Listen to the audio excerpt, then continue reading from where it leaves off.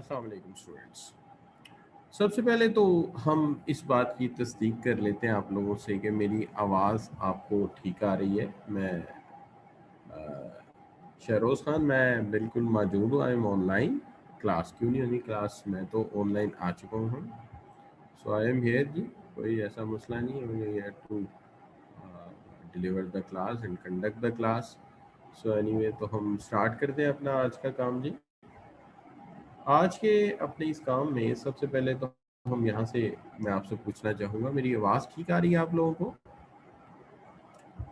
Are you listening? आप सुन रहे हैं मुझे? Please comments. जी बिल्कुल ठीक हो गया। तो जनाब, मैं अपनी स्लाइड शेयर कर चुका हूँ। मैं इसको यहाँ से मैक्सिमाइज कर देते हैं स्लाइड्स को। ये स्लाइड्स आपके सामने आ गई। हादिया, बहुत शुक्रिया आपका बेटी। अच्छा जी, तो हम यहाँ से शुरू करते हैं कि हम क्वालिटी मैनेजमेंट का चैप्टर पढ़े थे। लास्ट टाइम बेंचमार्किंग पे बात हुई थी आपके साथ, आपको याद होगा, और वेस्ट मैनेजमेंट पे बात हुई थी।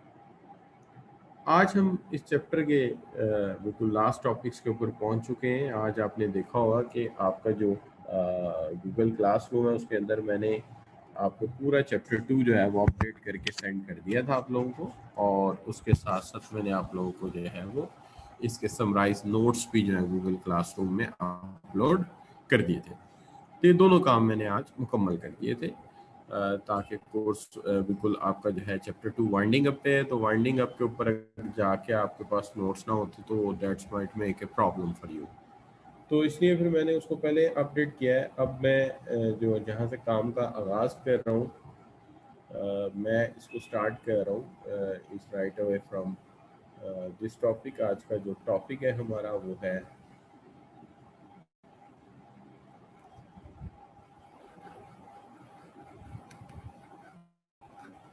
बिजनेस प्रोसेस री इंजीनियरिंग। आज का जो मेरा टॉपिक है इसको हम BPR एब्रिवेशन यूज़ करते हैं, बिजनेस प्रोसेस री इंजीनियरिंग हम इसको कहते हैं। ये क्वालिटी मैनेजमेंट की एक टेक्निक है, एक तरीक़ाकार है।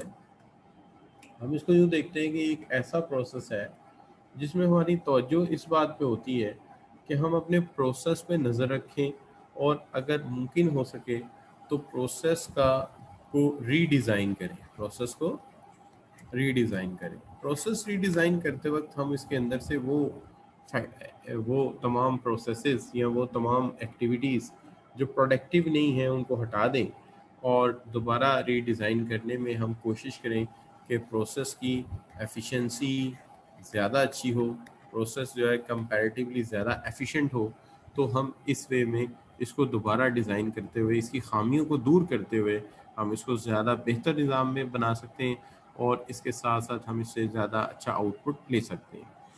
तो हम इसको यूँ कहते हैं कि देखिए, हम इसको यूँ कहते हैं कि बिजनेस प्रोसेस री engineering involve focusing attention in word के तवज्जो करना इस चीज़ पे कि कंसीडर किया जाए कि how business process could be redesign, कि बिजनेस प्रोसेस रीडिज़ाइन कैसे किया जा सकता है, या इसको री इंजीनियर्ड किया जा सकता है टू इम्प्रूव एफिशिएंसी, कि इसको री इंजीनियर्ड कर दिया जाए, और री इंजीनियर्ड करते हुए हम इसके प्रोसेस को, इसके डिज़ाइन को पहले से ज़्यादा इम्प्रूव करें।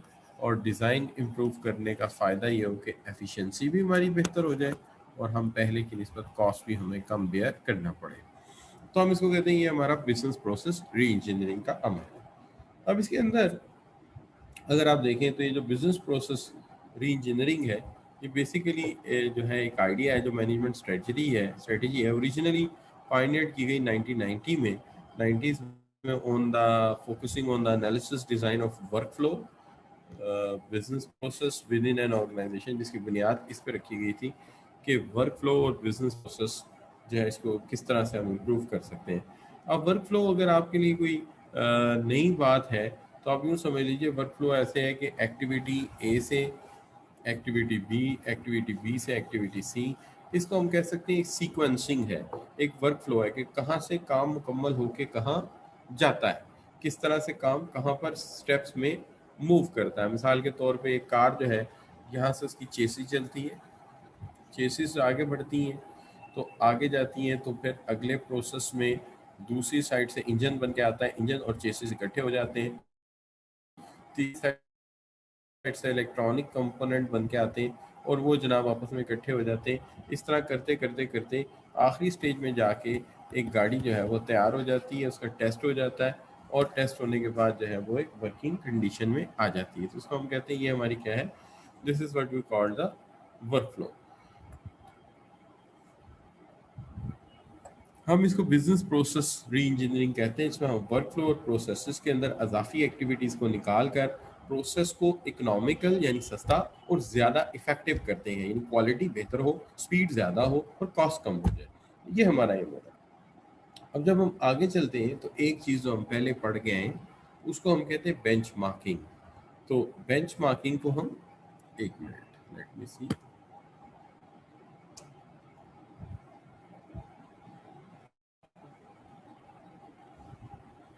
यस यू कैन से कि वर्क फ्लो की जो सीक्वेंस है हम उसको जो है एक प्रोसेस कह सकते हैं, बिजनेस प्रोसेस कह सकते हैं कि इस प्रोसेस के तहत काम हो रहा है, तो हम उसको कह सकते हैं। ठीक है जी।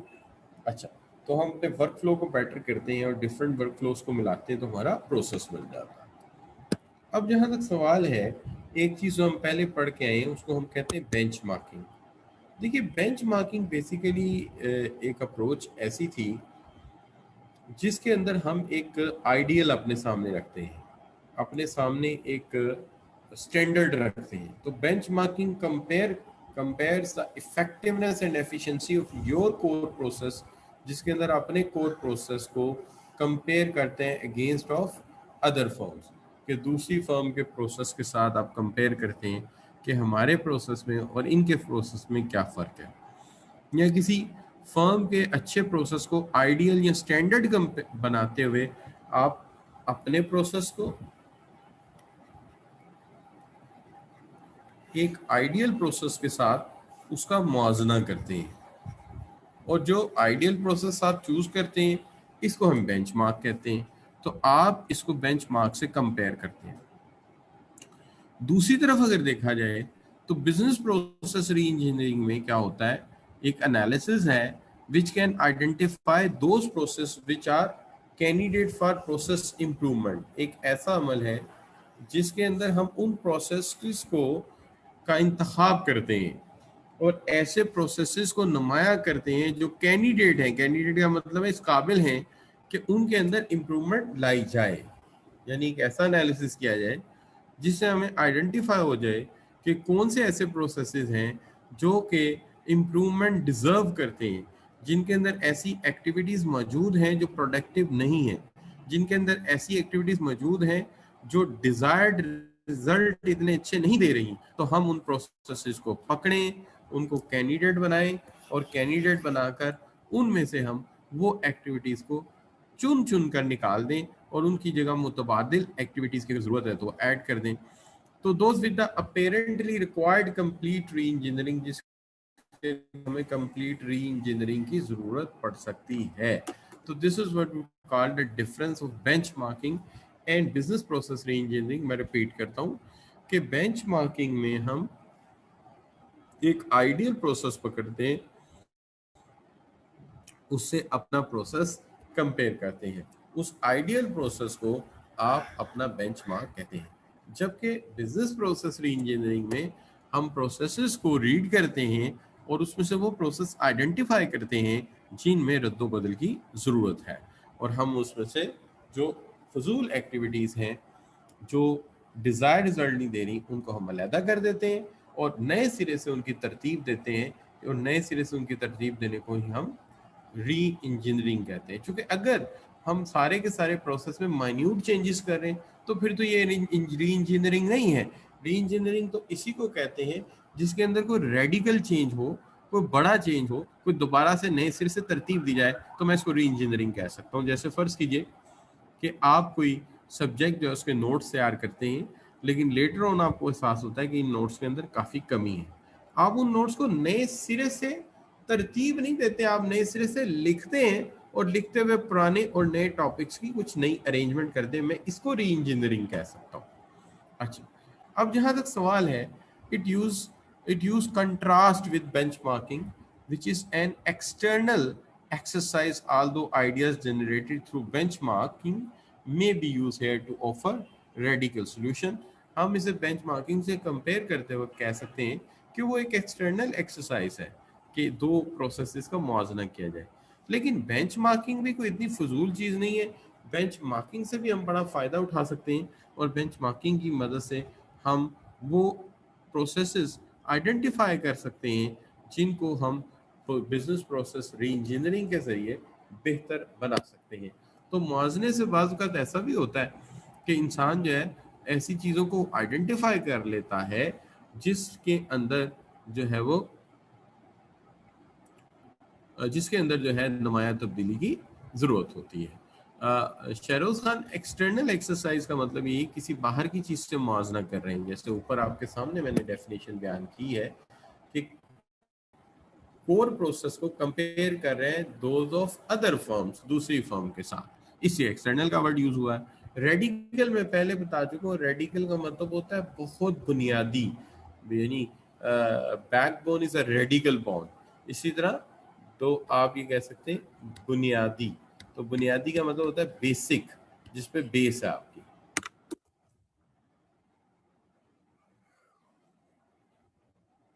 यहाँ पे हम कुछ एक्सपर्ट्स की राय लेते हैं। देखिए, सबसे पहले तो हम बात करते हैं Hammer and Champy describe the business process reengineering in terms के, किन टर्म्स में इसको डिफाइन करते हैं। देखिए, सबसे पहली टर्म जो है वो कहते हैं कि ये जो तब्दीली है ये रेडिकल है, फंडामेंटल है, यानी ये बुनियादी तब्दीली है, कोई बेसिक चेंज है, और ये कोई ऑर्डिनरी चेंज नहीं है, ये कोई ऑर्डिनरी चेंज नहीं है, ये एक रेडिकल चेंज है। assumes nothing, it starts by asking basic question about why tasks are carried out and challenges traditional method। और ये चैलेंज करती है आपके ट्रेडिशनल मेथड को और आइडेंटिफाई करती है कि बेसिक क्वेश्चन के why task are carried out. अब ये आप जो बात कर रहे हैं कि why task are carried out, किसी भी काम को बेहतर करने के लिए ज़रूरी ये होता है कि उसका बुनियादी मकसद यानी बेसिक पर्पस आपको बिल्कुल क्लियर हो। जिस चीज़ का बेसिक पर्पस क्लियर होता है आप उसी को बेस्ट डिलीवर कर सकते हैं। मिसाल के तौर पे कस्टमर ये चीज़ क्यों खरीदता है, कस्टमर को इस सर्विस की क्यों ज़रूरत है, कस्टमर को इस प्रोडक्ट की क्या ज़रूरत है, तो इसी सूरत में आप बेस्ट कर सकते हैं अगर आपको अंदाज़ा हो, अगर आप इस चीज़ का अयादा कर सकें, सॉरी अहाता कर सकें कि ये चीज़ क्यों बनाई जा रही है, इसकी बुनियादी वजह क्या है, इसका इस्तेमाल क्या है, तो फिर आप बेहतर रिजल्ट दे सकते हैं।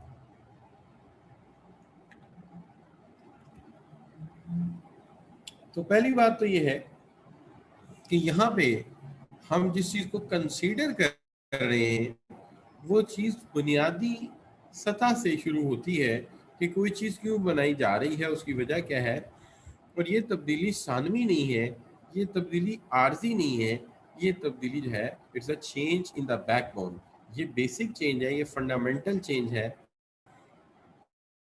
रेडिकल चेंज है।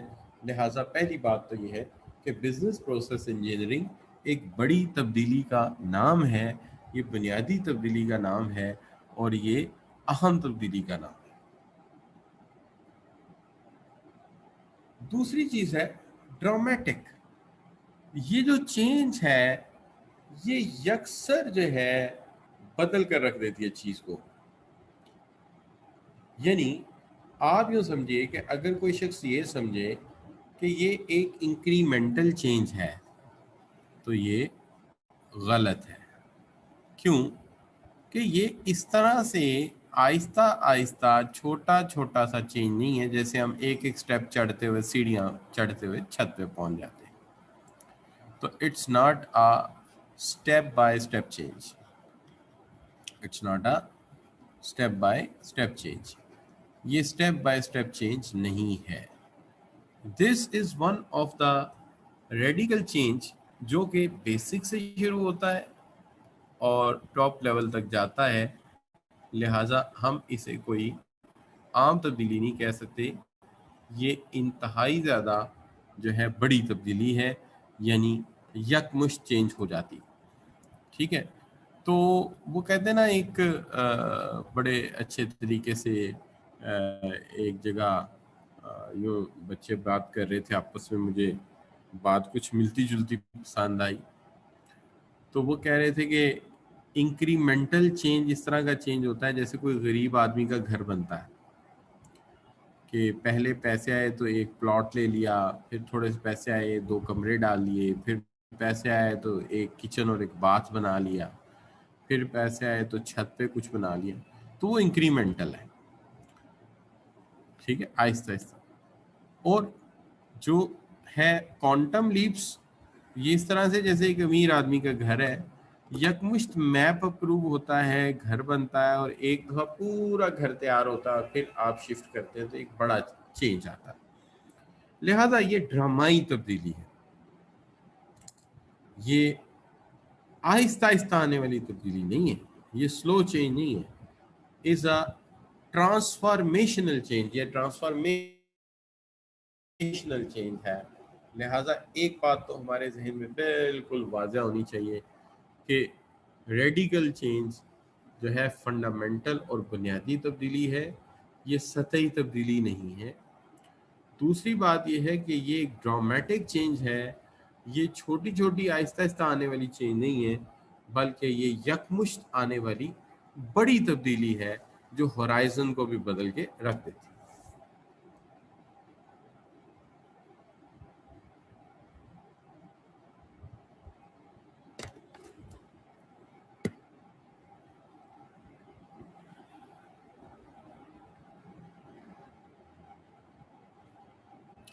देखिए, बात यह है कि जो आप बात कर रहे हैं कि बिजनेस प्रोसेस इंजीनियरिंग जो है वो, जी जी, आप रुतबा देखिए, बात ये है कि बेंचमार्किंग के अंदर हम बात कर रहे थे कि बेंचमार्किंग अगर हम कंपेटिटर के प्रोसेस से अपना प्रोसेस कंपेयर करते हैं तो वो एक एक्सटर्नल एक्टिविटी है, ठीक है। तो वो हमने बेंचमार्किंग पे बात की थी। और जहाँ तक सवाल है कि बेसिक क्वेश्चन क्यों कैरिड आउट होंगे, बेसिक क्वेश्चन इसलिए कैरिड आउट होंगे कि दुनिया में कोई भी काम आप कर रहे हो उसका मकसद वाज़ेह ही नहीं है आपके ऊपर, तो आप अच्छी तरह तो नहीं कर सकते। तो अगर आपने एक काम कर रहे हैं, उसका बुनियादी पर्पस आपको पता है कि what it's it's basic purpose, तो फिर आप वो काम अच्छा करेंगे। तो ये हम बात कर रहे हैं। अच्छा, तीसरी चीज जो है वो है प्रोसेसेस। ये चेंज जो है ये प्रोसेसेस में तब्दीली का नाम, जिसके अंदर डिफरेंट जॉब्स को हम कंबाइन करते हैं।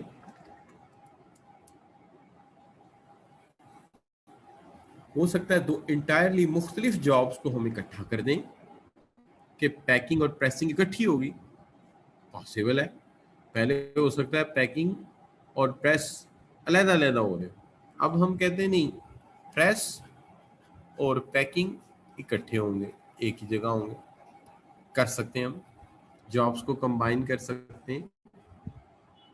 डिवॉल्व डिसीजन मेकिंग, हम फैसला साजी का अख्तियार ट्रांसफर कर सकते हैं, might be we transfer to lower level, ताकि फैसले जल्दी हों।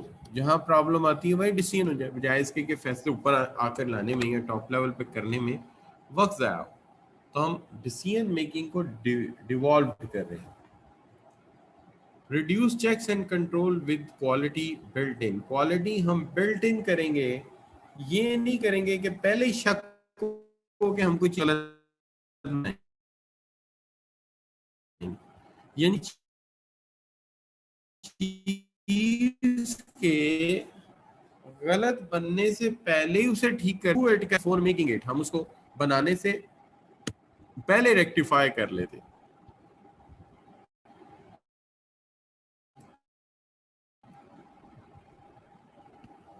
जी, वी कैन चेंज, जो भी आपका नाम है, एनोनिमस अटेंडी आपका नाम लिखा हुआ है, मुझे ये जो नाम आपके सामने आ रहा है, मेरे सामने आ रहा है, तो जो भी चेंज हम उसको बुनियाद से तब्दील करेंगे। तो हमने तीन बातें की। पहली बात यह है कि रेडिकल चेंज है, बुनियादी तब्दीली है, सतही तब्दीली नहीं है, छोटी मोटी तब्दीली नहीं है, बड़ी तब्दीली है। फिर तब्दीली का अमल आहिस्ता आहिस्ता नहीं है, ड्रामेटिक है, एकदम से बड़ी तब्दीली आ रही है। तो देखिए, बड़ी तब्दीली की एग्जांपल यूं भी दी जा सकती है कि आपकी वालदा इस्लामाबाद जाती हैं, वापस आती हैं, आपने कर्टन बदल दिए घर के, वो कहती हैं बड़ा अच्छा चेंज है। लेकिन वो वापस आती, कर्टन भी बदल दिए, गाड़ी भी चेंज हुई है, आपकी आदत भी चेंज हुई है, हालात भी बदले हुए हैं, तो वो कहेंगी ये चेंज नहीं है, ये तो पैराजिम बदल गया पूरा, हालात ही टोटल चेंज हो गए। तो इसको हम कहेंगे ये ड्रामेटिक चेंज है, बड़ी तब्दीली है और यकमुश्त तब्दीली है, आहिस्ता आहिस्ता नहीं। फिर आ जाता है प्रोसेस, जिसके अंदर हो सकता है हम दो प्रोसेस इकट्ठे कर दें, जैसे प्रेस और पैकिंग इकट्ठी कर दें, अथॉरिटी डिसॉल्व कर सकते हैं। तो हो सकता है कि जो भी बंदा कंप्लेंट लेके आता है कस्टमर, वो ये चाहता है कि मेरी प्रॉब्लम फ़ौरन सॉल्व हो, और वो फ़ौरन सॉल्व तब भी हो सकती है अगर निचले वाला जो कंप्लेंट सुनने वाला हमारा सेलमैन है, उसको हम पूरा अख्तियार दें, उसको हम पूरा अख्तियार दें कि वो जो है डिसीजन ले सकता है। तो फिर ये मुमकिन है कि ये फैसले जो इस लेवल पर हो जाए। ठीक है जी। और फिर उसके बाद रिड्यूस चेक, हम चेक को रिड्यूस करते हैं और क्वालिटी बिल्ट इन करते हैं, बजाय इसके कि कोई दूसरा आके क्वालिटी को रेक्टिफाई करे, टूटे हुए पीस निकाले, रस्टेड पीस निकाले, एक्सपायर पीस निकाले। हमने ऐसा काम करना ही नहीं कि चेक एंड बैलेंस बाद में करना पड़े। हमने तो इंश्योर करना है कि पहले ही काम इतना अच्छा हो कि उसके अंदर गलती का एहतमाल ना हो।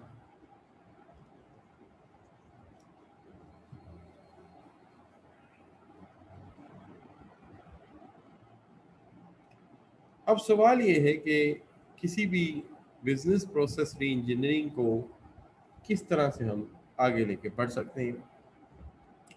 कहते हैं जी कि बिजनेस प्रोसेस री इंजीनियरिंग के 4 स्टेप्स हैं। ये 4 स्टेप्स कौन से हैं? पहला स्टेप है identify and communicate the need for change. पहली बात यह है कि सबसे पहले तो रियलाइज किया जाए कि चेंज लानी पड़ेगी। जब आप किसी चेंज को लाना चाहते हैं तो जाहिर बात है हर शख्स इतनी आसानी से तैयार नहीं हो जाता। चेंज को लाने के लिए आपको लोगों का कॉन्फिडेंस भी विन करना पड़ता है, और उसके साथ साथ लोगों को जो है वो इन्फ्लुएंस करना पड़ता है, कायल करना पड़ता है कि ज़रूरी है। मैं छोटी सी मिसाल देता हूँ। आज ही आपके फादर घर आते हैं और आकर कहते हैं कि हमें जो है वो डीएचए में शिफ्ट होना है। ठीक है, या बहरिया ऑर्चर्ड चलते, मैंने घर ले लिया। फौरी तौर पे तो घर वाले पूरे एग्री नहीं होंगे। कोई कहेगा मेरा यहाँ स्कूल है, कोई कहेगा यहाँ हमारे पास परचून की ग्रोसरी स्टोर्स हैं, जनरल स्टोर्स हैं, बटलर शॉप्स हैं, मीट शॉप्स हैं, हम तो यहाँ से नहीं जाएंगे। तो क्या करना पड़ेगा? करना ये पड़ेगा भाई कि उन्हें बड़े तरीके के साथ आइडेंटिफाई करना पड़ेगा पहले कि देखें यहाँ रहने में मसाइल हैं, यहाँ गली छोटी है, घर छोटा है, बच्चों के पास रीडिंग रूम नहीं है, वगैरह वगैरह। कुछ आइडेंटिफाई करेंगे कि यहाँ चेंज की ज़रूरत है। और अगर हम चेंज ना लाए, बच्चों के पास स्टडी रूम है नहीं, घर में बनाने के लिए लाइब्रेरी के लिए जगह नहीं है, और अगर ऐसा ही माहौल रहा तो बच्चे तालीम हासिल नहीं कर सके। तो इससे घर वालों को एक एहसास पैदा होगा कि ये तब्दीली लानी ज़रूरी है। तो ग्रेजुअली वो माइल्ड होंगे, पहले इन्फ्लुएंस होंगे, फिर वो उस बात को एडमिट करेंगे कि जी हाँ, चेंज लाना ज़रूरी। तो सबसे पहली बात यह है कि जब आप किसी भी बिजनेस प्रोसेस को चेंज करना चाहते हैं तो सबसे पहले कम्युनिकेट करना पड़ता है। देखिए, कम्युनिकेशन जो है, एक तो इसमें कॉन्फिडेंस दूसरे का विन करना है, दूसरा जो है उसको इन्फ्लुएंस भी करना है। तो ऐसी सूरत हाल में ये बड़ा ज़रूरी होता है कि आप जो है ट्रस्ट और ट्रूथ वाली बात करें। देखिए सच्चाई जो होती है ना, उसमें अपनी एक ताकत होती है कि आप ट्रस्ट विन कर सकते हैं अगर आप बिल्कुल सच बात करें, हक बात करें और लोग जो है ऐसी बात को एडमिट कर लें। तो लिहाजा तो पहली बात तो ये है कि लोगों को इंटीमेट किया जाए और मनाया जाए कि हाँ, यहाँ चेंज लाने की ज़रूरत बड़ी अशद है, उसके बगैर काम नहीं चलेगा।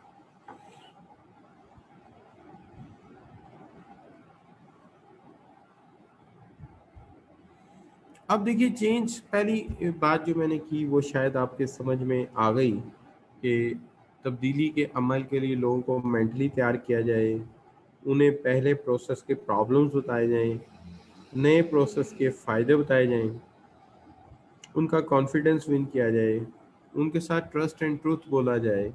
और फिर सबसे बड़ी बात यह है कि ये फ़ैसला उन पर इम्पोज ना किया जाए, बल्कि उनको इस मामले में इन्वॉल्व किया जाए और इन्वॉल्व करके उनकी ओपिनियन को डिसीजन मेकिंग का हिस्सा बनाया जाए।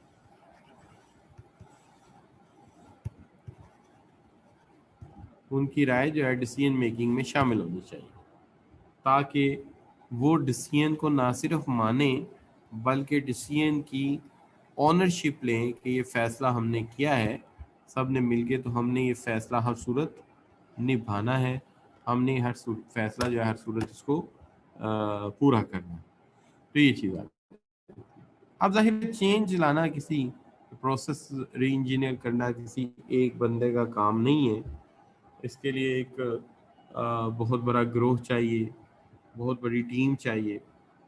तो हमें इस पर्पस के लिए जो है टीम को इकट्ठा करना पड़ेगा, एक्सपर्ट्स को लाना पड़ेगा। ये एक्सपर्ट जाहिर बात है, they are experts of, they are highly skilled people, they are highly motivated people. ये हाईली स्किल्ड लोग होते हैं, हाईली मोटिवेटेड लोग होते हैं। तो हम ये कह सकते हैं कि these are highly skilled and highly motivated people. तो मोस्ट ऑफ केसेस के अंदर हम ये कहते हैं कि सबसे पहली चीज़ जो आती है वो ये आती है कि senior managers, when it comes to making a major change, you need supervision of someone who can call the shoot, and business process re-engineering team does not have someone from the senior management. They shall have to get in touch with them for every minor change. तो सबसे पहली बात यह है कि ये चूंकि एक मेजर चेंज है और इसके अंदर सीनियर मैनेजमेंट का इन्वॉल्व होना बड़ा ज़रूरी है। और देखिए टीम जो है वो सीनियर मैनेजमेंट जो है, इफ अगर आप ये कहें कि हम चेंज के लिए हमने बड़े अच्छे एक्सपर्ट्स को इन्वॉल्व कर लिया है और उसके अंदर सीनियर मैनेजमेंट इन्वॉल्व ही नहीं है, तो जो जो प्रीवियस प्रोसेस है उसकी जो मिथ है, डेप्थ है, वहाँ तक हम पहुँच ही नहीं सकेंगे। और अगर वो इन टच नहीं है तो फिर हमारे लिए माइनर चीज़ों को भी समझना मुश्किल हो जाएगा। यानी बड़ी चेंज तो अपनी जगह मुश्किल है ही, लेकिन माइनर चेंज को भी समझना जो है वो तो बड़ा डिफ़िकल्ट हो जाएगा। तो हम ये कह सकते हैं कि इस इशू में जो बुनियादी मसला इन्वॉल्व है वो ये है कि जो सीनियर मैनेजमेंट है उसका इसमें शामिल होना बड़ा ज़रूरी है। और ना सिर्फ उनका शामिल होना बल्कि उनको इसके अंदर डेलिब्रेशन होना चाहिए, उनके अंदर कमिटमेंट होनी चाहिए, उन्हें इन्वॉल्व होना चाहिए। उनकी राय नहीं, वो पूरी दिल जमी के साथ सपोर्ट करें, क्योंकि अगर वो पूरी अपनी जो है वो सलाहियत को इस्तेमाल नहीं करते इसमें हमारे साथ, तो ये चेंज जो है ये लाना हमारे लिए मुश्किल ही नहीं नामुमकिन हो जाएगा।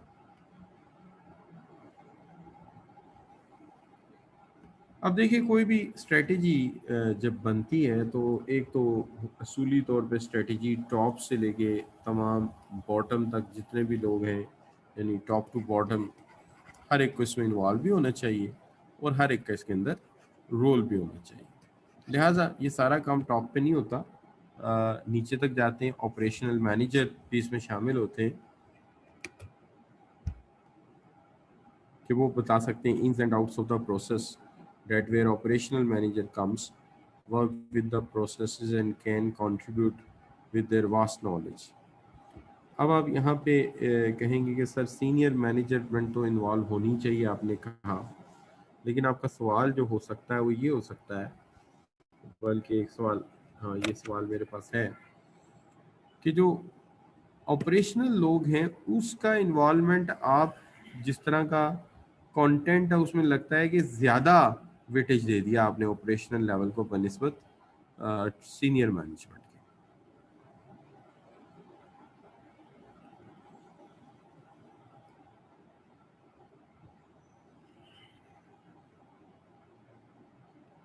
सवाल एक मेरे पास और भी है, वो भी जवाब देता हूँ, लेकिन यहाँ पहले मैं इसका जवाब दे देता हूँ कि हम ऑपरेशनल मैनेजमेंट को क्यों ज़्यादा वेटेज दे रहे हैं बनिस्बत सीनियर मैनेजमेंट के, कि यहाँ पे इतना अहम क्यों लिखा है। देखिए एक बात तो आप यकीनन आपको एडमिट करनी पड़ेगी कि जो टॉप लेवल के लोग होते हैं, यानी जो लोग ऊपर बैठे होते हैं, इनके पास जो है वो ऊपर वाले जो लोग बैठे होते हैं इनके पास भले स्ट्रेटेजिक नॉलेज ज़्यादा हो, स्ट्रेटेजिक नॉलेज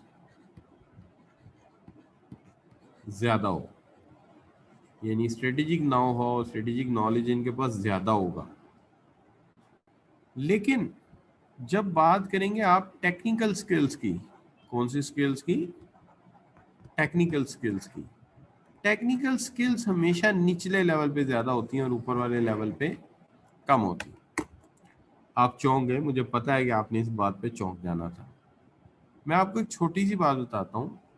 देखिए मैनेजेरियल स्किल्स ऊपर ज़्यादा है, मैनेजेरियल स्किल्स ऊपर ज़्यादा है, और जो टेक्निकल स्किल्स है वो नीचे ज़्यादा है। वजह देखिए, मैं छोटी सी मिसाल अगर आपको दूँ, आपने कभी आर्मी का स्ट्रक्चर देखा हो? मैं आपसे एक सवाल पूछता हूँ, क्या चीफ ऑफ आर्मी स्टाफ को बंदूक उतनी ही अच्छी चलानी आती होगी जितनी कि एक यंग सोल्जर को?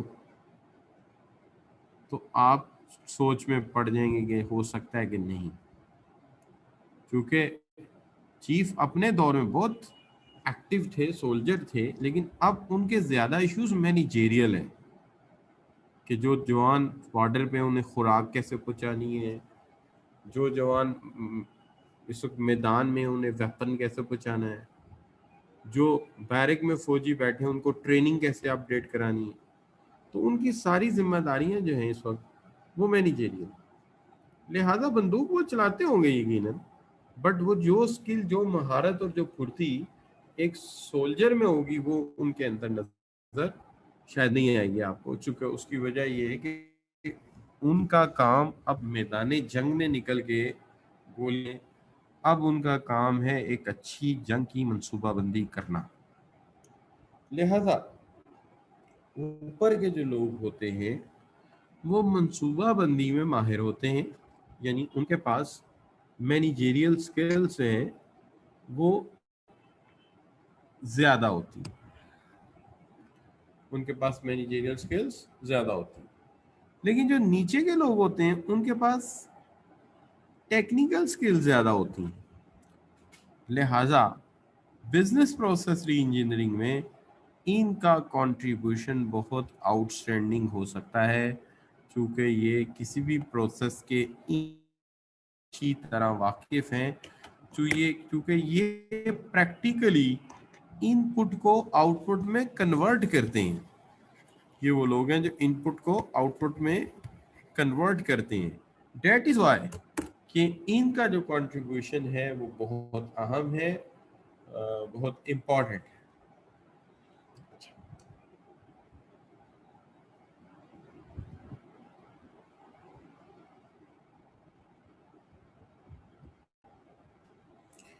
तो ये बात क्लियर हो गई। मैं ज़रा एक सवाल और है जिसको मैंने पढ़ा था, ज़रा जहन से मेरे निकल गया, मैं उसको भी देखना चाह रहा हूँ। सवाल यहाँ पे था मेरे पास। जी शहरोज खान, आपका सवाल बिल्कुल सही है कि operational level involve due to process reengineering, क्योंकि प्रोसेस चलाते ही वो हैं, टेक्निकली वही लेके चलते हैं, तो इसलिए ये सवाल दूसरे स्टूडेंट का भी क्लियर हो गया।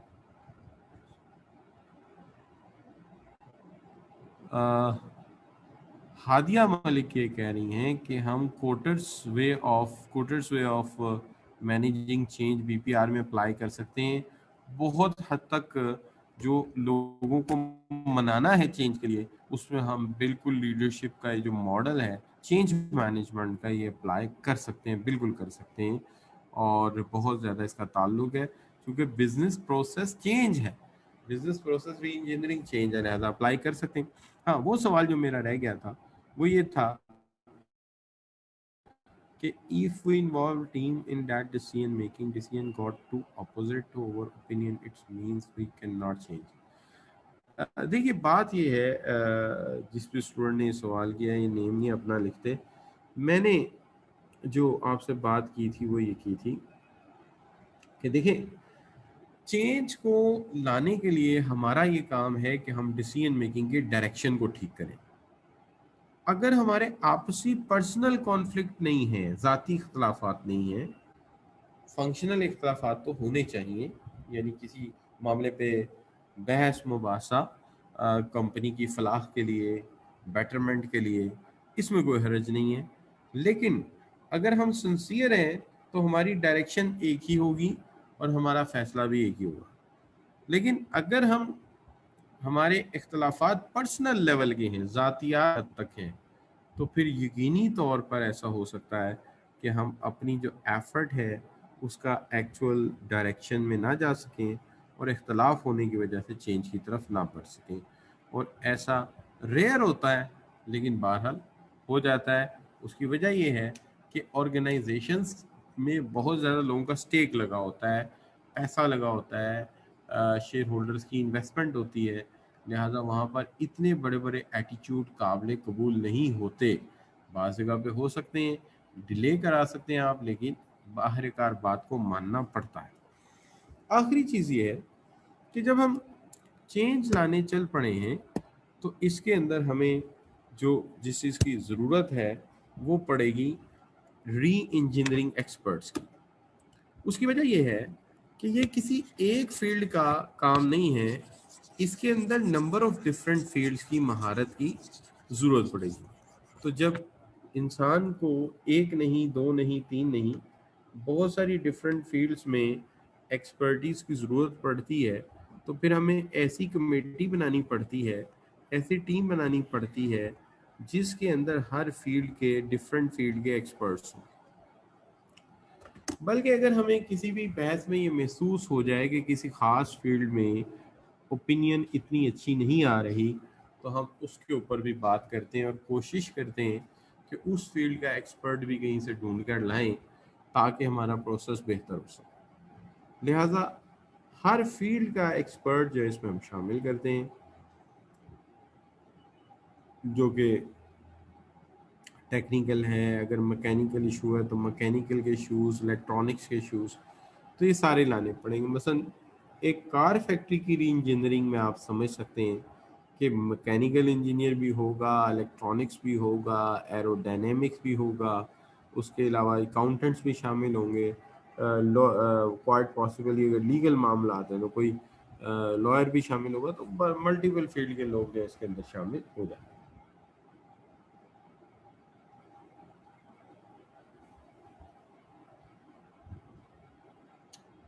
अब हमारा काम ये है कि हम ने दो बातें समझ ली कि एक तो हमें सबसे पहली बात ये है कि आइडेंटिफाई करना है और कम्युनिकेट करना है चेंज को। दूसरी बात ये है कि हमें सीनियर मैनेजमेंट को शामिल करना है, ऑपरेशनल मैनेजमेंट को, री इंजीनियरिंग एक्सपर्ट्स को। अब हमें फाइंड करना है the inefficient processes and define की परफॉर्मेंस इंडिकेटर। हमें वो प्रोसेसेस आइडेंटिफाई करने हैं जो कि इनएफिशिएंट हैं,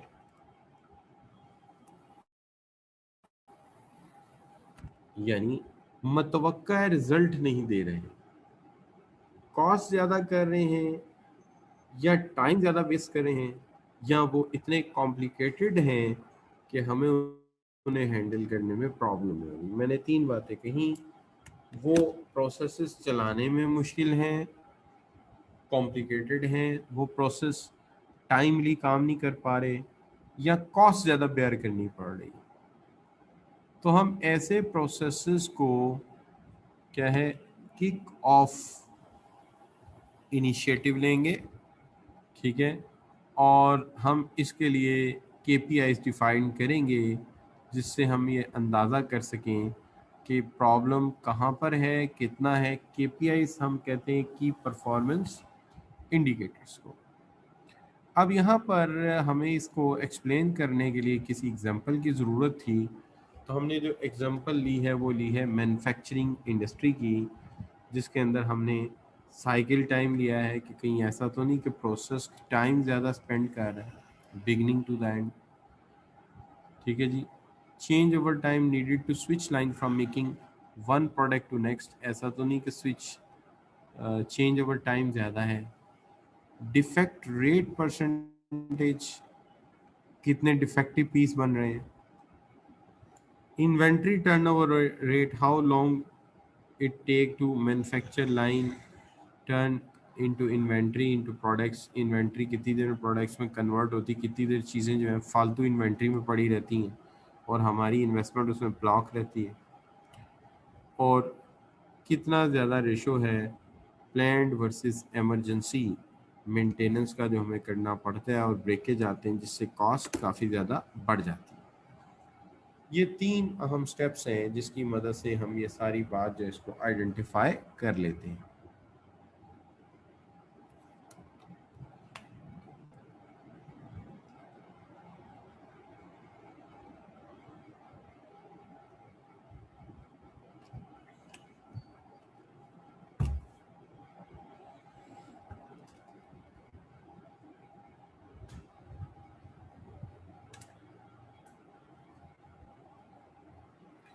चौथा स्टेप हमारा आ गया जो कि री engineering processes and compare KPI से है। पहली बात इसमें यह है कि एक दफ़ा जब काम डन हो गया तो हम ऑल एनालिसिस एंड प्लानिंग जो है उसकी मदद से इम्प्लीमेंटेशन को स्टार्ट कर देते हैं। उसके बाद once you got this point there too much at what you have to do now to keep putting your theories into practice। जो तुमने प्लान बनाए थे, थ्योरीज बनाई थी, उन्हें अमली जामा पहनाते जाओ, उन्हें प्रैक्टिकली कन्वर्ट करते जाओ। इनिशियल विंस जो आप क्रिएट कर रहे हैं उन विन को अप्रिशिएट ज़रूर कीजिए, चूँकि जो लोग भी कहते हैं ना मेक एवरीवन हीरो, कि जो भी चेंज ला रहा है वो जो है लाजमत उसको अप्रिशिएट किया जाए। जी मैं करता हूँ।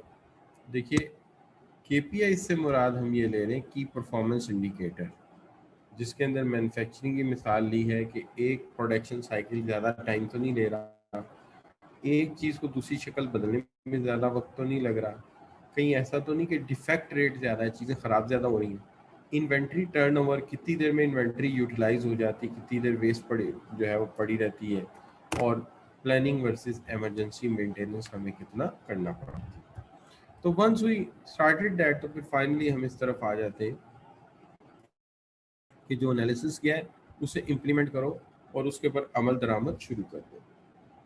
उसके बाद if KPI shows new solution to work better, you can start slowly scaling the solution। तो अगर कोई नया solution सामने आता है और वो बेटर है तो आप उसकी तरफ मूव करना शुरू कर दें।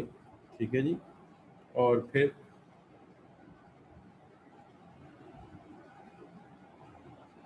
और अगर मसला हल ना हो तो आप दोबारा से फिर जो है वो अपने स्टार्ट चेकिंग बोर्ड पे चले जाएं और दोबारा से पोटेंशियल सोल्यूशन तलाश करने की कोशिश करें तो कोई ना कोई सोल्यूशन चलता रहेगा। हम ट्राई करते रहेंगे, प्रोसेस चलता रहेगा जब तक हम उसका कोई अच्छा सोल्यूशन फाइंड आउट ना करें। तो इसको हम कहते हैं बिजनेस प्रोसेस री इंजीनियरिंग। तो हमने यहाँ तक काम जो है वो डन कर लिया। ये हमारा सेकंड लास्ट टॉपिक था इस चैप्टर का। चलते हैं, बढ़ते हैं लास्ट टॉपिक की तरफ, और उससे पहले आप लोगों से ओपिनियन ले लेते हैं कि यहाँ तक आपको कितनी समझ आई है।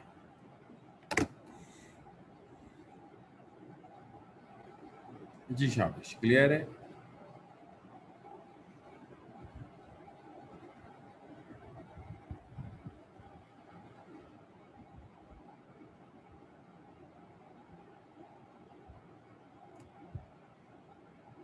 जी, तो हादिया कह रही है क्लियर है, ठीक है जी। और आप भी सही कह रहे हैं, और ठीक हो गया। 4 स्टेप एक दफ़ा फिर बता दें। पहले स्टेप में हमने ये करना है, the first step we go for that. पहले स्टेप में हमने जो है वो आइडेंटिफाई करना है, कम्युनिकेट करना है चेंज को। दूसरे स्टेप में हमने टीम इकट्ठी करनी है जिसमें सीनियर टीम है, ऑपरेशनल टीम है और री इंजीनियरिंग एक्सपर्ट्स हैं। तीसरे स्टेप में हमने आइडेंटिफाई करना है कि कौन से ऐसे प्रोसेसेस हैं जिनको किक ऑफ करना है, और फिर उनकी जगह चौथे में जो भी हमने प्लान किया उसको इम्प्लीमेंट करना है, और इम्प्लीमेंट करके उसको तकमील करना है। तो यहाँ तक हमने मुकम्मल कर लिया।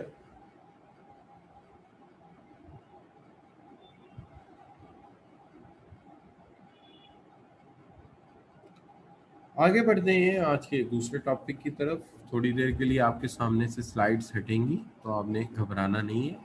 तो बाज़ अवत होता है कि स्लाइड हटती हैं, बच्चा घबरा कहता है मुझे कुछ नज़र नहीं आ रहा, तो आपने घबराना नहीं है। थोड़ी देर के लिए स्लाइड आपके सामने से गायब होंगी, लेकिन फिर वापस आ जाएंगी।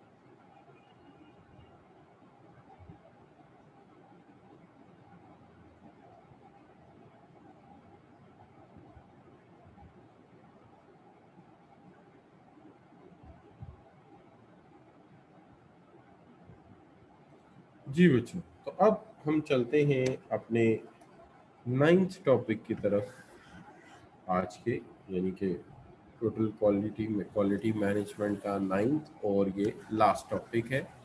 जैसा कि पहले मैं बता चुका हूँ कि आज मैंने जो ज़रूरी काम किया है वो ये किया है कि आपके तमाम जो नोट्स थे वो मैंने गूगल क्लासरूम में मूव कर दिए, इंक्लूडिंग स्लाइड्स, और उसके अलावा मैंने इस चैप्टर के समराइज नोट्स भी वहाँ पे रखे। तो हम शुरू कर रहे हैं ये टॉपिक। इस टॉपिक को हम कहते हैं लीन प्रोडक्शन मेथड। लीन प्रोडक्शन मेथड जो है ये एक फिलोसफी है जिसके अंदर हम जो है एक एम है हमारा कि हम एक ऐसा निज़ाम वाज़ा करें, एक ऐसा सिस्टम एडॉप्ट करें जिसके अंदर वेस्ट रिड्यूस हो जाए।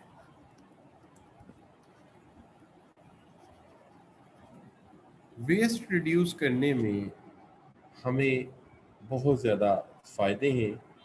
Waste in terms of time कम हो, इन टर्म्स ऑफ मटेरियल कम हो, in terms of loss of financial term कम हो। तो अगर हम वेस्ट कम करेंगे तो अल्टीमेटली हमारी क्वालिटी जो है वो बेहतर होना शुरू हो जाएगी।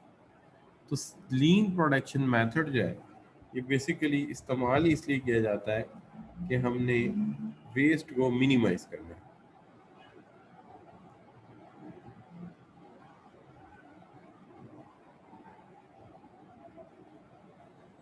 तो आप वेस्ट को जो है वो कम कर सकते हैं इस तरीके से। अच्छा, इस सिलसिले में जो है जो आपने सवाल किया है, मेरा मोबाइल नंबर जो है वो you can pick up like this. मेरा नंबर है 03334273 174। अगर आपका कोई अपना व्हाट्सएप ग्रुप है तो आप उसमें भी सवाल भेज सकते हैं, और अगर आप गूगल क्लासरूम में हैं तो उस पर भेज सकते हैं। मेरे नंबर पे अगर आपने सवाल करना हो तो मुझे व्हाट्सएप कॉल दे दें। तो चूँकि मेरे व्हाट्सएप पे ख़ासा शोर शराबा होता है, बहुत ज़्यादा ग्रुप्स होते हैं, तो बाज़ बात आपकी बात नज़रअंदाज हो जाती है। तो आपने पूछना हो तो ज़रा थोड़ा सा आप ये कर सकते हैं कि मुझे कॉल दे दें। और इसमें एक चीज़ का और भी ख्याल रखें, वो ये है कि अगर आप ज़रा थोड़ा ऐसे टाइम पे बात करें जिस वक्त मैं ज़रा मेंटली फ्री हूँ, तो मैं आपका सवाल का जवाब ज़्यादा अच्छी तरह दे सकूँगा। और दूसरी चीज़ ये है कि आप सब बच्चे प्रोफेशनल हैं, आप जानते हैं कि एक प्रोफेशनल की क्या मसरूफियात होती हैं, क्या एक्टिविटीज़ होती हैं। अ, देखिए, बात यह है कि हमारी कोशिश ये होती है कि हम हर सूरत चीज़ों को बेहतर करें। लेकिन अगर आप ये कहें कि परफेक्शन परफेक्शन तो किसी भी इंसान में नहीं होती। हमेशा there is always a room for improvement. तो हम हर बैच के साथ, हर नए तजर्बे के साथ कुछ ना कुछ नया सीख रहे होते हैं उम्र के हर हिस्से में। और यही वजह है कि आज से तकरीबन 1 साल पहले मुझे ऑनलाइन का इतना ज़्यादा एक्सपीरियंस नहीं था, बिल्कुल भी। और अगर आप कहें कि ऑनलाइन में हम पढ़ा रहे थे, मेरा जो पहला मेथड था टीचिंग का वो ज़्यादातर रिकॉर्डेड लेक्चर का था। चूँकि मेरे दूसरी प्रोफेशनल बॉडीज़ में रिकॉर्डेड लेक्चर सेल भी होते हैं, बल्क में कोर्स रिकॉर्डेड हैं और लोग ख़रीदते हैं उन्हें, तो वो भी हैं। और कुछ थोड़ा सा तजर्बा मेरा जो है वो, ये जो आपने नीचे देखा ना, इको टैक मैनेज, ये जो आपके सामने आइकन सा आया हुआ है, ये मेरा यूट्यूब चैनल है। ये इकट्ठा है इको टैक मैनेज, यही यही यही मेरा ईमेल एड्रेस भी है, इको टैक मैनेज। इसमें स्पेस कोई नहीं है, @gmail.com। ठीक है, तो ये मेरा जो है वो आप कह सकते हैं कि ईमेल भी है, और यही मेरा यूट्यूब चैनल भी है। यू कैन से ये मेरा यूट्यूब चैनल भी है। यहाँ से भी आप देख सकते हैं मैं किस तरह की रिकॉर्डिंग कर पाता हूँ। मैं परफेक्ट नहीं हूँ अभी अपने काम में, बहुत सारे काम मुझे सीखने हैं, या मैं सीखता रहता हूँ। और मेरा फेसबुक अकाउंट भी इसी नाम से है, इकोटेक मैनेज, यही मेरा फेसबुक अकाउंट है। तो इसी पर भी मैं, फेसबुक पे भी मैं इसी पे हूँ। तो आप ये कह सकते हैं कि मैंने एक ही नाम रखा हुआ है, और वो मैंने, चूँकि मुझे एक नाम से सारी चीज़ें मिल गई थी, और इसलिए मैंने इसको अडॉप्ट कर लिया। अगर कहेंगे कि आपने क्यों इकोटेक मैनेज रखा, असल में एक्चुअली कहानी ये थी कि मैंने, मेरी ज़िंदगी का जो कुछ हासिल था वो इस तरह से था कि सबसे पहले मैंने मास्टर्स किया था इकोनॉमिक्स में, उसके बाद इंफॉर्मेशन सिस्टम्स में मैंने काफ़ी काम किया और उसमें मास्टर्स किया, और फिर मैनेजमेंट में एमएस कर लिया। तो इस वजह से मैंने तीनों चीज़ें इकट्ठी कर ली, इकोटैक मैनेज। तो अक्सर मेरे दोस्त मुझे कहते हैं कि मेरी जो एक्चुअल फील्ड है वो है सोशल इंफॉर्मेटिक्स। सोशल इंफॉर्मेटिक्स ये मेरी फील्ड है जिसमें मैं काम करता हूँ, but it's a long story, तो उस तरफ तो हम नहीं जाते। लेकिन मैं कहना ये चाह रहा था कि अगर आप समझे कि हम बिल्कुल परफेक्ट हो गए हैं और हर काम हमें आता नहीं, ऐसा नहीं है। हम भी सीखने के अमल से दो चार, जिस तरह आप हैं। ये कह सकते हैं कि एज ज़्यादा होने से वक्त के साथ साथ कुछ ज़्यादा लर्न कर लेता है बंदा, लेकिन नॉट ऑलवेज, हमेशा तो ऐसा नहीं होता। अच्छा, anyway, so is going towards that. तो हम सबसे पहले तो ये बात करते हैं कि ये फिलॉसफी क्या है। तो हम कहते हैं, as a name suggest, lean production is a philosophy aims to systematically eliminate the waste.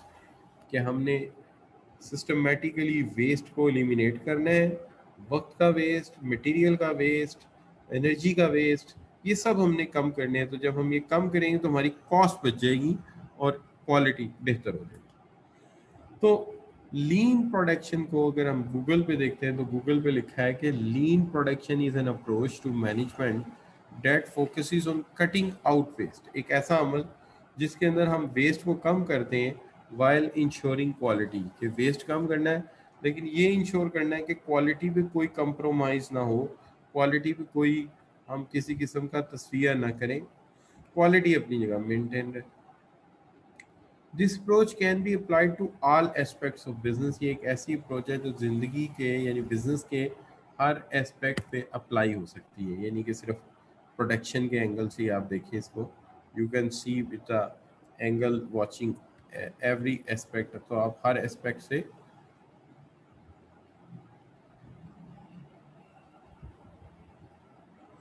जी मैं रुतबा अभी बात करता हूँ इसके ऊपर। तो एस्पेक्ट्स से बात करते हैं कि जिंदगी के हर एस्पेक्ट पे ये अप्लाई हो सकता है, from design through production distribution, के डिज़ाइन से लेके प्रोडक्शन डिस्ट्रीब्यूशन तक किसी भी स्टेज पे हम इसको अप्लाई कर सकते हैं। तो lean production aim to cut cost, यानी बुनियादी तौर पे हम वेस्ट कम इसलिए करना चाहते हैं कि टाइम बचे लेबर का, मटेरियल बचे, उसके साथ साथ बिजली बचे, रिसोर्सेज बचें, तो कॉस्ट अल्टीमेटली इससे क्या होगी, कम हो जाएगी by making business process more efficient. इससे बिजनेस प्रोसेस ज़्यादा एफिशिएंट होगा, यानी कॉस्ट कम आएगी, प्रोडक्शन ज़्यादा क्वालिटेटिव और अच्छी होगी and responsive to the market need, के मार्केट नीड को आप ज़्यादा रिस्पॉन्सिव होंगे। अब यहाँ पे एक सवाल है बच्चे का कि पहले भी आपने reduction of waste, elimination waste पे, एलिमिनेटिंग वेस्ट पे लेक्चर दिया, आप भी दे रहे हैं। देखिए वो सिर्फ एक टॉपिक था, elimination of waste, reducing waste. यहाँ पे लीन प्रोडक्शन में हम वेस्ट रिडक्शन को एज अ टेक्निक यूज कर रहे हैं कि इस टेक्निक से हम क्वालिटी बेहतर करेंगे और कॉस्ट को रिड्यूस करेंगे। ये हम काम कर रहे हैं। तो ये इन दोनों टॉपिक में फ़र्क है कि वहाँ पे सिर्फ हम उसको वेस्ट की बात कर रहे थे, यहाँ पे हम इसके रिडक्शन की भी बात कर रहे हैं। अब जहाँ तक सवाल है कि लीन प्रोडक्शन का आगाज़ कहाँ से हुआ, तो लीन प्रोडक्शन का जो आगाज़ है बुनियादी तौर पे इसका आगाज़ 80 years ago, the car that make by Toyota was making were terrible. तो ये आज से 80 साल पहले टोयोटा जो गाड़ी बनाता था बड़ी टेरेबल थी। In a bid to catch up with an its American competitor, के वो एक अमेरिकन कंपेटिटर को कैचअप करने के लिए इन्होंने लीन प्रोडक्शन की टेक्निक शुरू की, जिसने आहिस्ता आहिस्ता आहिस्ता टोयोटा को आज एक बड़े पैगाम मुकाम पे लाके खड़ा कर दिया है पूरी दुनिया। तो आज से 80 साल पहले इनके पास ये क्वालिटी नहीं थी। इसी टेक्निक से कि मटेरियल वेस्ट नहीं करना, टाइम वेस्ट नहीं करना, रिसोर्सेज वेस्ट नहीं करने, और इससे कॉस्ट बचानी है और डायरेक्टली वो चीज़ बनानी है जो कस्टमर को जिसकी ज़रूरत है। So that is why Toyota today is very successful, और इसलिए टोयोटा जो है बहुत कामयाब आज हमें नज़र आता है। तो ये हम बात कर रहे थे लीन प्रोडक्शन के हवाले से। तो मैंने इसे इंट्रोड्यूस करा दिया। आज के लेक्चर में अगर टोटल देखते हैं तो मैंने आपके साथ बात जो की है, एक तो मैंने आज आपके साथ बात की है, सबसे पहले तो जो टॉपिक आपके सामने रखा है हमने उसे कहा बिजनेस प्रोसेस री इंजीनियरिंग। तो आज बिजनेस प्रोसेस री इंजीनियरिंग पे हमने बात की है। और दूसरी हमने जो बात की है आज के हवाले से, आज हमने बात की है आपके साथ लीन प्रोडक्शन मेथड जो है उसको मैंने इंट्रोड्यूस करा दिया है। अब इसकी तफसीलात जो हैं वो हम इंशाल्लाह कल के लेक्चर में तफसील से आपके साथ शेयर करेंगे। स्लाइड्स हैं, अगर आप चाहें तो पहले पढ़ के आ सकते हैं।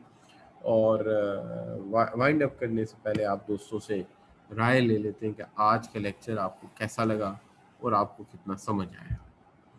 तो हमारे साथ इस वक्त अगर देखते हैं तो जो बच्चे हैं उनके अंदर माशाल्लाह मौजूद हैं, यानी कि अटेंडेंस वैसे तो ज़्यादा थे। अनवर अहमद हैं, अनवार अहमद हैं, हादिया हैं, मोहम्मद हसीब है, रुतबा सगीर है, शहरोज़ हैं, सारा हाशमी हैं, शेख उस्मान हैं और रुतबा सगीर हैं। ये तमाम बच्चे हमारे साथ हैं। मैं चाहूँगा कि एक बार हमें ये ओपिनियन से नवाज दें कि आज का लेक्चर कैसा रहा। तो रुतबा कह रहे हैं कि बहुत अच्छा था सर, और अल्हम्दुलिल्लाह वेरी गुड डैट काश मोहम्मद हसीब उस्मान ने अप्रिशिएट किया है इसको। और हादिया कह रही है अमेजिंग लेक्चर था।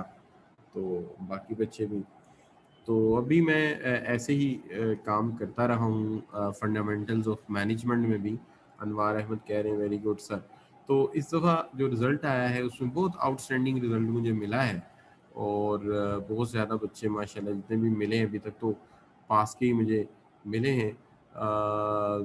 वो जो हैं अल्हम्दुलिल्लाह काफ़ी बच्चे पास हुए।